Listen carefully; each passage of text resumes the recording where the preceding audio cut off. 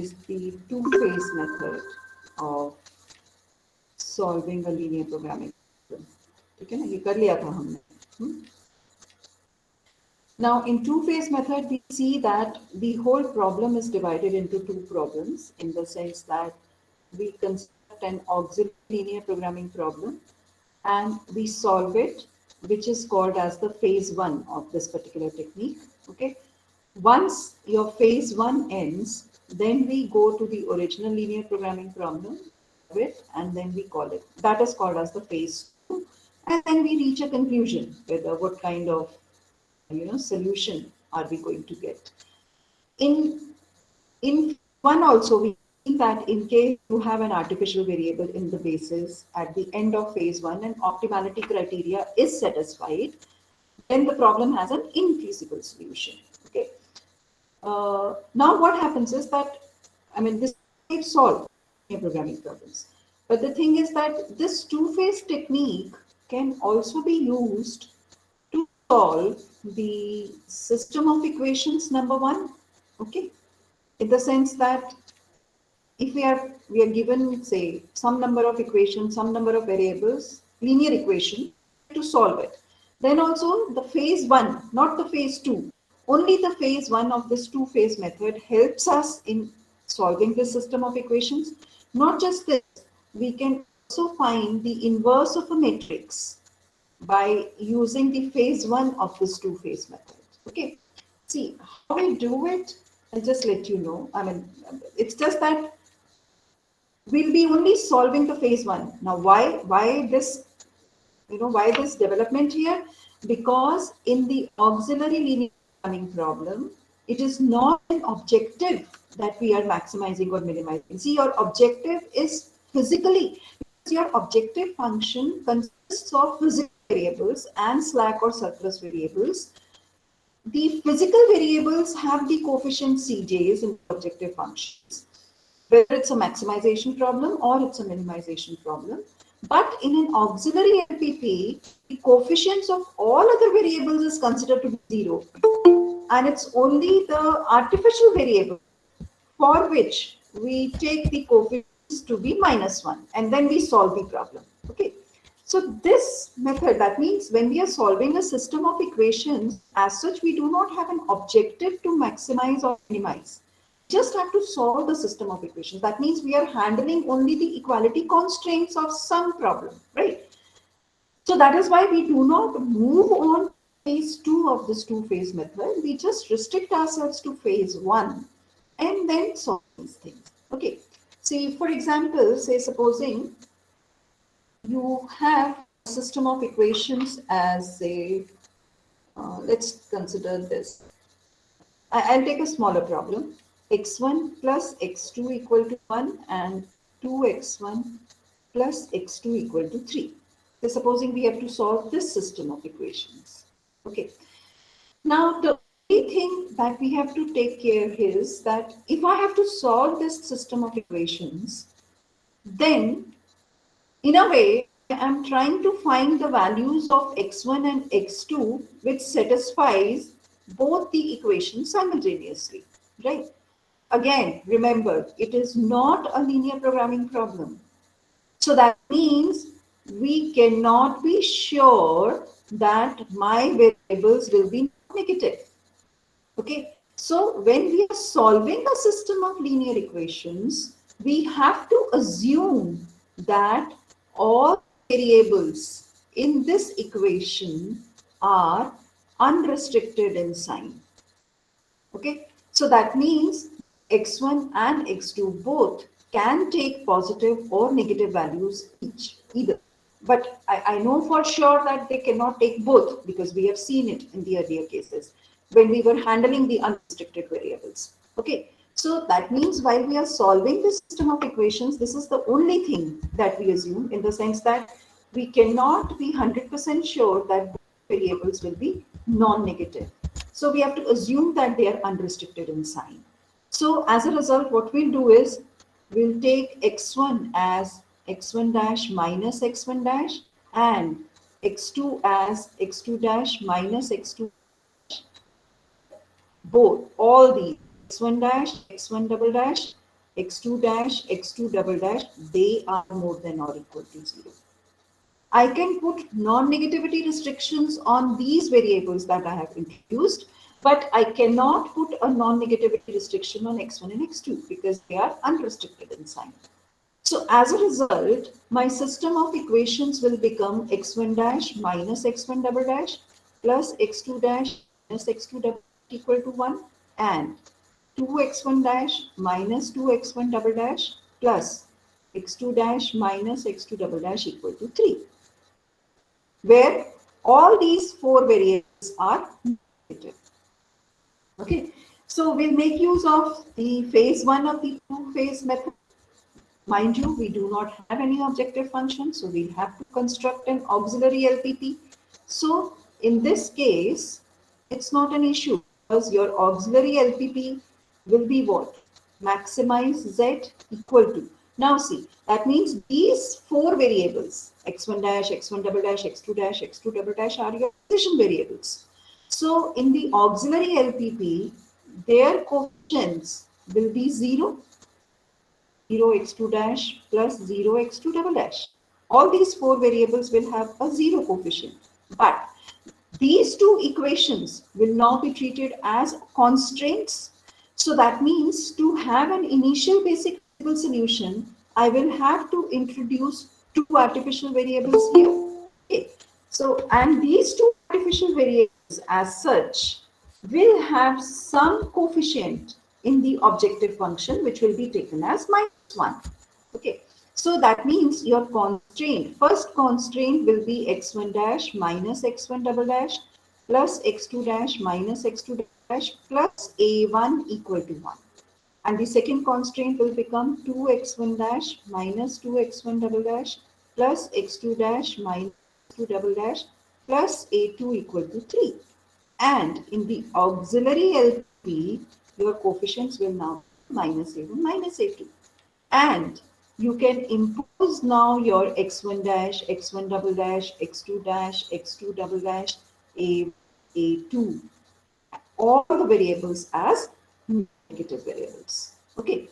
Now, this is like any other linear programming problem that we were solving by using this method. So we always construct our table 0 here, which will be your initial table. And in the initial table, if you see, you will have XB here, CB, B, and your C. But your variables are x1 dash, x1 double dash, x2 dash, x2 double dash, a1, a2. The coefficients here are all going to be 0 except this. And your entries are going to be what? 1, 3. x1 dash will be 1, 2, minus 1, minus 2, 1, 1, minus 1, minus 1, 1, 0, 1. And that is why your basic variables will now be a1, 2 with coefficients minus 1 each. Is that right? So now, since we are not solving a linear programming problem, we are just solving a system of equations. So the only difference would be that once an artificial variable is removed from the basis, we remove it from the table because we might, I'm doing it for system of equations also, though it's actually required only for inversion of matrices, but it's okay. We will not do away with the columns of artificial variables as we were doing earlier. Okay. So your Z is minus 4 here, right? Now you can compute your ZJs. Minus 1, minus 2, minus 3, 3, minus 2, 2, minus 1, minus 1. And your Zj minus Cjs will be minus 3, 3, minus 2, 2, 0, 0. So that your x1 dash becomes your entering variable. And when you compute the ratios, I think this is 1, this is 1.5. So your a1 becomes the leading variable and your 1 is your pivot element. Am I right? Yes, ma'am. Right. So now you can go on with your table 1. Okay. So let's make our table 1. Now, of course, since this is already 1, so no need to change your R1. So basically your R1 new will be same as R1 and your R2 will be R2 minus 2 R1 new, right? So now you can construct your another where you will have x3. Now your basic variables will be x1 dash a2, right? CBD, so that your coefficients will be 0, minus 1. And your entries here will remain the same. As I said, I am not removing the columns corresponding to the artificial variables that have even left the basis. I'm retaining them. Okay. Now your R1 does not change, so you still have 1, minus 1, 1, minus 1, 1, 0.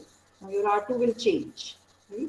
2 minus 2 R1. So 3 minus 2, 1, 2 minus 2, 0, minus 2 plus 2, 0, 2 minus 1, 1. No, I think I'm doing some mistake. 2 minus 2, 0, minus 2 plus 2, 0, 1 minus, will be minus 1, right? Then minus 1 plus 2, 1, 0, minus 2, 2. Am I right?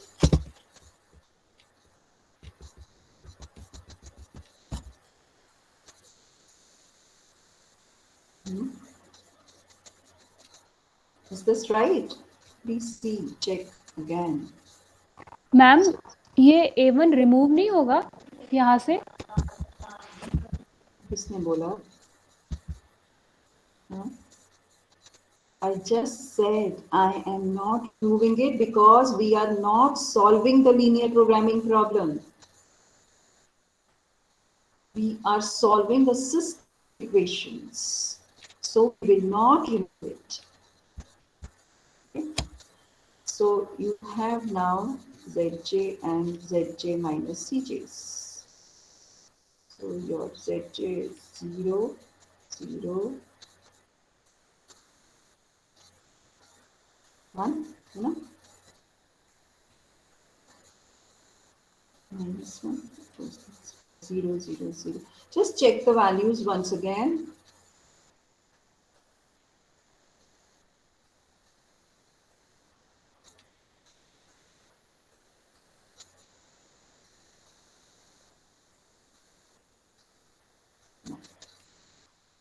Is that right?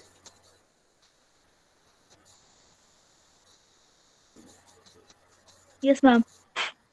So x2 double dash enters, and since this is negative, so it won't be considered, and your a2 leaves. So again, 1 is the pivot element, right? So, and you change your R2 new is same as your R2, and you change your R1 to R1 plus R2 new. Am I right? And so your basic variables now are x1 dash and x2 double dash. Now somebody will have to speak. Don't have it. So this becomes your table 3, right? No, table, I'm sorry. So your basic variables are x1 dash, x2 double dash. And you have this x1 dash, x1 double dash, x2 dash, x2 double dash, a1, a2 with coefficient 0, 0, 0, 0, minus 1, minus 1. And the coefficients are 0 each. So your trees will now be, कौन बोलेगा? I can't see. I have to scroll a lot up and down.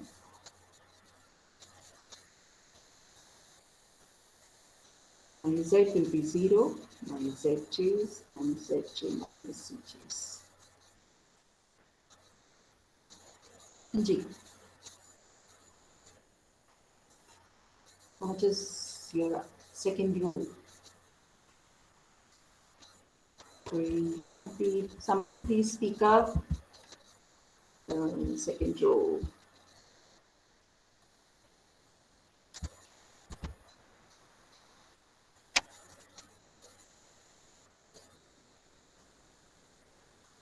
Second row is not changing. I think somebody can speak up the second row even if you have not done the calculations. Ma'am second row है 1, Yeah. B1 है, फिर 0 0 -1 And 1 -2 0. see. And what will be R1 now? R1 is 1 + 1 2. 1, 1, 2. Huh? So O ma'am, सो हाँ ये 1 है ना B1 में, R1 + R2 operation था, हाँ 2 आएगा कहाँ पे? ये B में. Okay, this is 1, 2. Yes ma'am. x1 dash is 1 -1 0 फिर से बोलो 2 से शुरू करो.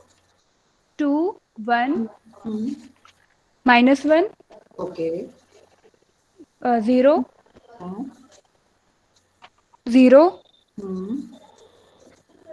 और A1 डैश 1 0 1 नहीं -1 और 0.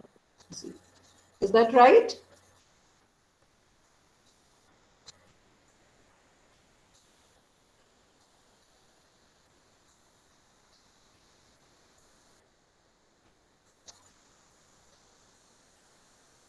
Is that right? Yes, ma'am. Yes, ma'am. Okay.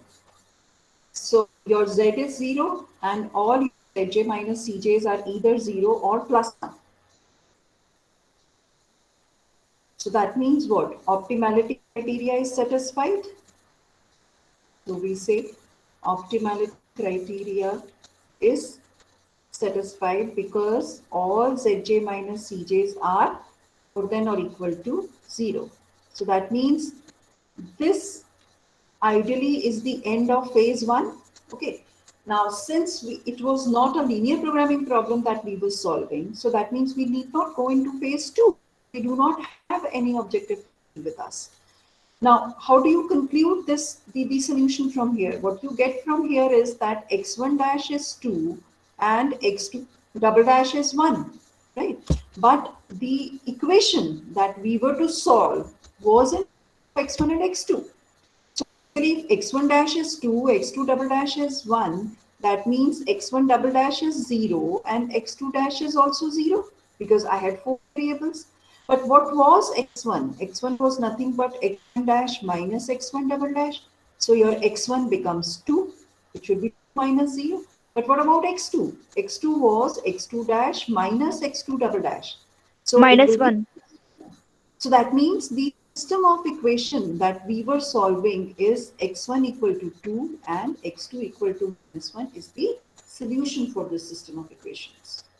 Is that okay? Now, in a similar manner, we can find the inverse of a matrix also. I'll again take a simple matrix here.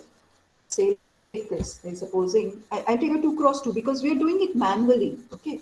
Say supposing I have to find the inverse of 3, 5, 4 minus 3. So supposing my A is this and my problem is to find A inverse using simplex. Okay. Now, the thing is that obviously you can say it's a 2 cross 2 matrix. We can find the inverse directly here. That's why I've specifically written find A inverse using the simplex method. Okay. Now, in this case, what we do is that since we have to find the inverse, we are not solving the system of equations, but to convert this matrix into equations, we need variables. Okay, in the sense that if this is my A, I can define my X, say X1, X2, where I can myself put conditions that X1, X2 are non-negative in nature. Okay, so what I'll do is, because the moment we talk of simplex method, that means I need something like this. Okay, That means what? A is given to me, whose inverse I'm trying to find. I need one X and I need one B as well, right? X I construct because it's a set of variables. So I introduce non-negative variables X1 and X2, where my X is this definite block of AX. Now, what will be AX? It will be 3, 5, 4 minus 3, so multiplied by X1, X2, which will be nothing but 3x1 plus 5x2, and the second equation will be 4x minus x2. So in a way, I have got my AX, which is just like the left-hand side of the constraints in a linear programming problem. Now the thing is, how do we construct the right side? Okay. Now for this, now listen carefully. For this, we can take our B to be anything. In the sense, I can take it to be the product of the coefficients here as well. Okay. The only thing is that they have to be positive, because as per the standard form of the linear programming problem, my column for B can never be negative. And take it as let this be equal to 15 and let this be equal to 12. Now, isn't it like a system of equations now? Proceeded above. So what have we done? We have used the matrix whose inverse we were computing in converting it into a system of equations like this. But now, since the variables were under our control, so we have taken these variables, x1, x2, both of them to be non-negative in nature. So no need to take the variables to be unrestricted in sign now. Okay, so this makes our procedure all the more easier, right? So again, since we are using simplex method here, simplex method means only the phase one of the two-phase simplex method. Okay, so basically what we'll be needing is not an LPP but an auxiliary LPP. Okay, so auxiliary LPP would be, let's maximize, what will be that? 0x1 plus 0x2. Now, your constraints will be something like 3x1 plus 5x2. Now I introduce an artificial variable plus a1 equal to 15, then 4x1 minus 3x2 plus a2 equal to 12, with minus a1 and minus a2 here, and the fact that x1, x2, a1, a2 are non-negative in nature. So again, we have converted the matrix that was to be inverted into an auxiliary linear programming problem. Okay. Now we begin with the phase one. Okay. So we begin with the phase one means we start with table 0, which is your initial table, so that we have XB, we have CB, B. Now your variables are only A1 and A2. Only these four variables, and your CJs in the objective functions are 0, 0, minus 1 and minus 1. Now your B is what? 15, 12. X1 becomes 3, 4, then 5, minus 3, 1, 0, 0, 1. Okay, so that your basic variables are A1 and A2 with coefficients minus 1 each. Is that right? So we have Z, we have now compute ZJs and ZJ minus CJs.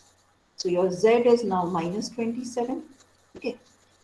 Your ZJs will now be minus 7, minus 5 plus 3, minus 2, minus minus 1, 1, minus 1. and your Zj minus Cjs will be this. Okay. Now again, my x1 becomes my entering variable.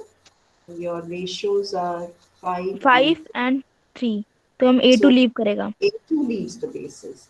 So your 4 becomes your pivot element. Now once again, as in the earlier case, though an artificial variable is leaving basis, we will retain the column of artificial variables. Why? Because I'll tell you how to read the inverse of a matrix here. Though in the earlier case, we did not need the columns of the artificial variables in the optimal table, but here we would be needing it. Why? I'll tell you just now. See, now we move over to table 1. This is the first iteration.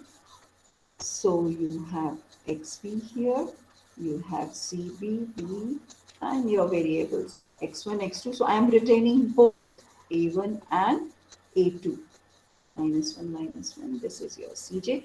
Now your basic variable a1 and x1. So your coefficients here like this. Now since 4 was your pivot element, so we need to change R2.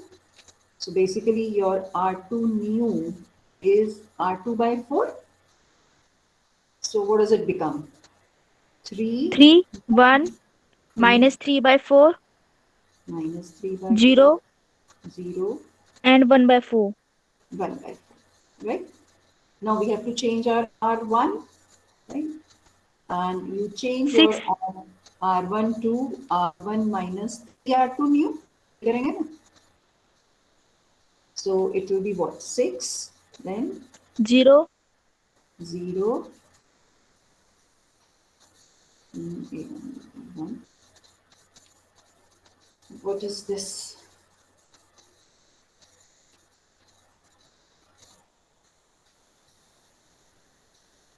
Eleven by 4. Hmm? 11 by 4, ma'am. 11 by 4 or 29 by 4? 129 by 4. Hmm. It should be 29 by 4. yes, ma'am. Hmm. Then ये आ रहा है -3/4. minus 3. Okay. Now your Z is now -6, which has increased from -27 to -6. Your Zj is now will be 0, -29 by 4, -1, and 3 by 4. And your Zj minus Cj is 0, -29 by 4, 0, and 7 by 4. 4. Okay. So now x2 enters, and since this is negative, so we have no choice but a1 leaves, right? So your basic variables now become 2 and x1. Yeah? So this becomes your table 2 now. And this will be now xb, cb, dj's, x1, x2, a1, a2. Right? 0, 0, -1, -1. And your basic variables are now x2, x1, and your coefficients are 0, 0. But now we'll have to make the transformations. Your R1 new will be 4 by 29 R1. है ना? Ma'am. So, and your R2 will change to R2 plus 3 by 4 R1 new. यही बनेगा ना? Right. अब बताओ. Somebody. Ma'am R1 तो ma'am 24 by 29. Ma'am first one B. 29 क्यों? वो 6 था ना? तो मैम 6 प्लस तो 6 इंटू 4 बाय 29 नहीं करेंगे मैम? 6 into 4 by 29 होगा ना? हाँ तो मैम तो वही तो 6 24 बाय 29. अच्छा, I heard 4 by 29. ठीक है. No ma'am 24 by 29. 4 by 29. हाँ. 0 1 4 by 29 Hmm. -3 by 29. Minus 3 by 2. ठीक है. What about the second?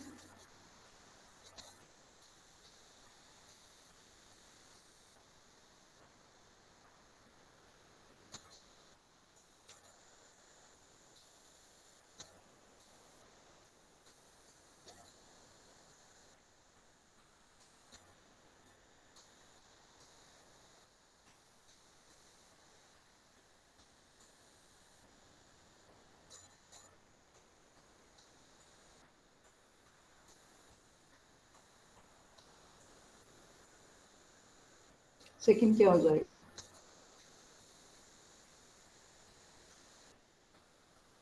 Ma'am ये तो 105/29 आ रहा है। कितना? 105/29. 5/29 और Okay. 10 ये हो गया।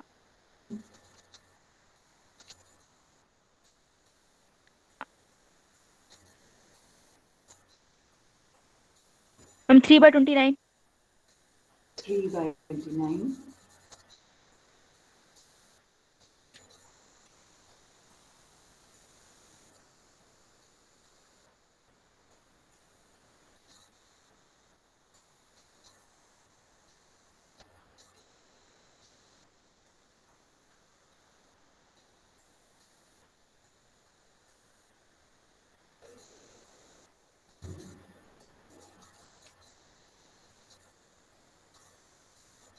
क्या होएगा next class? I think it should be 5/29. Ma'am 20/116। हाँ, हाँ 5 हाँ मैम 5/29। 5/29. ठीक है ना? Yes ma'am. So all your zj's will be 0 and your zj minus cj will be 0, 0, 1, 1. Okay. So now all zj minus cj's are more than or equal to 0. So definitely optimality has been attained, right? Now the thing is that how to read the A inverse from this table. See, this is giving the values of the variables. If you look at these values, this is like x1 is 105/29 and x2 is 24/29. But we are not solving this system of equations. We have to find the inverse. So we have to go back to the theory of the simplex method and see, just understand one thing. We start something as ax equal to b. So basically what are you solving? You are solving x equal to a inverse b. Okay, so that somewhere down the line, this A inverse would be read from this table only. So this is nothing but your I. So definitely this is your A inverse, right? Because this is what you are doing. This is your X. You're writing, it's a basically X as B A inverse. This is I into A inverse only, right? But what we have to consider, we have to be careful about is this X is actually X1, X2. This is how we started with. Okay. So, but in this case, if I read my X, it is X2, X1. So that means while writing A inverse, I have to be careful about the order in which my variables are written in this basis. Okay, so that means my first variable is what? X1. So that means the first row here should correspond to X1 if I have X1 like this. But in this, my first is X2. That means this part of this matrix corresponds to the second row of inverse. And this corresponds to the first row of A inverse. So that means if I have to read A inverse from this table, then my A inverse will be, I look at first row I have to write. So I look at where my X1 is placed. My X1 is placed here. So my first will be 3/29, 5/29. And the second row will be 4/29 minus 3/29. Okay, this becomes your A inverse. That is why we do not remove the artificial columns as we were doing while solving the linear programming problem.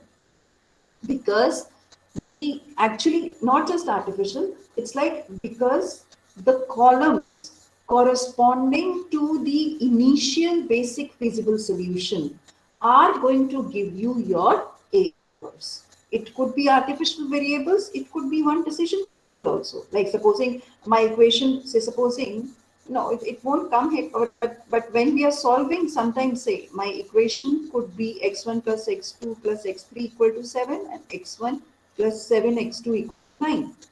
So basically, if I just write the column here, the column corresponding to 3 would itself be 1, 0. So I can treat x3 itself as one of the initial variable. So I need not introduce artificial variable in this equation, because the only thing I need is another column of the identity matrix, which is 0. So maybe just introducing my artificial variable in this equation will help my procedure.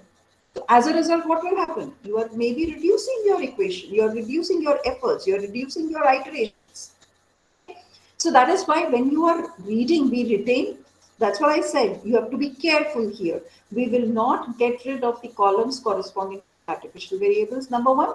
Number two, when you are reading A inverse, you have to be careful about the order in which your variables are placed in the basis columns, because your X is actually X1, X2. So we need the first row in A inverse should correspond to X1. The second row should correspond to X2. So just see where these variables are placed and accordingly identify your inverse from this table. Is this clear? Okay. Now, the thing is that we have considered various situations, various cases, like we may end up with a situation like while we are solving system of equations,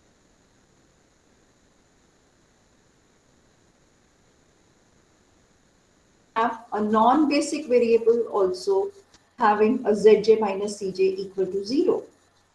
Okay, so that calls for infinitely many solutions. Okay, similarly, you may end up with a situation where you end phase 1, that means you all zj minus cj's are more than or equal to 0, but you still have an artificial variable present in the basis. So that calls for an infeasible solution, which means the system of equations is not consistent. It cannot be solved. It is infeasible. Similarly, while inverting a matrix also we can come across such a situation.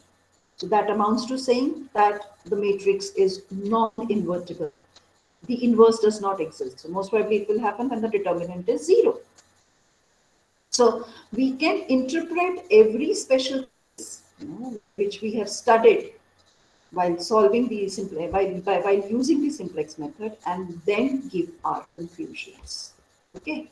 So this is how we use simplex method to solve system of equations as well as to find the inverse of matrices. So just try doing this. I'm giving you homework. Try finding inverses of 4, 3, 3, 2. Then find inverse of 3, 2, 4, minus 1. Okay. Just try doing this. Obviously, ये तो पता ही है हमें कि this is not inverted. But still, try doing it in the end. Similarly, try solving the system equations 2x1 plus 4x2 equal to 5, x1 minus x2 equal to 3. Then try solving x1 plus x2 equal to 4, 2x1 plus 4x2 equal to 8. Then also try solving x1 minus x2 equal to 3, 2x1 minus 2x2 equal to. Just try these 6 problems. Solve these system of equations and find the inverse of these matrices by using this method. Okay, so this is your homework for today. Right? Okay, ma'am. I think you'll be able to do them. You could follow the method only. Just use the phase 1 method. I mean, just the phase 1 and you'll be able to solve it.